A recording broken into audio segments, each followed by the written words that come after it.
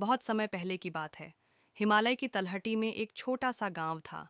उस गांव में एक गरीब ब्राह्मण रहता था। नाम था देवदत्त। वह बहुत धार्मिक था और हर दिन सूरज उगते ही भगवान शंकर की पूजा करता था। भले ही उसके पास पहनने को अच्छे कपड़े न हो, खाने को पूरा अन्न न हो, लेकिन उसके पास आस्था की अपार दौलत थी। एक दिन गांव के जमींदार ने देवदत्त पर झूठा इल्जाम लगा दिया कि उसने उसकी जमीन पर कब्जा किया है। अदालत में केस चला, पर सबूत जमींदार के पास थे, झूठे ही सही। देवदत्त के पास पैसा नहीं था, वकील नहीं था, पर उसकी आंखों में सच्चाई और दिल में बस एक ही विश्वास था, महादेव मेरे साथ हैं।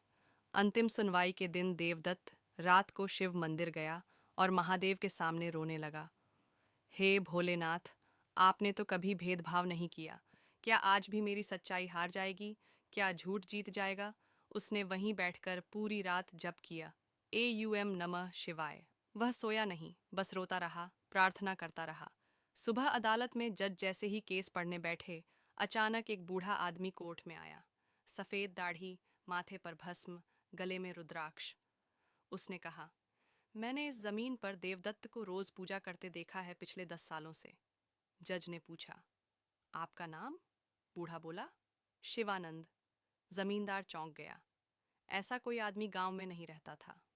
जज ने उसकी बात पर विश्वास किया, क्योंकि उसकी गवाही में इतनी शक्ति और शांति थी कि पूरा कमरा मौन हो गया। देवदत्त केस जीत गया।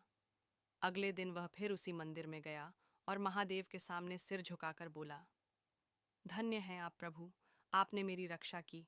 वो शिवानंद कौन थे? मैं उन्हें धन्यवाद देना चाहता हूँ।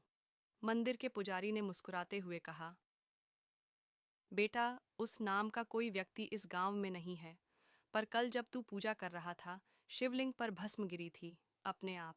शायद खुद शिव ही आए थे, अपने भक्त की लाज बचाने। देवदत्त की आंखों से आंसू बह निकले। आज उसे पता चल गया था, सच्चे मन से पुकारो तो महादेव कहीं दूर नहीं रहते।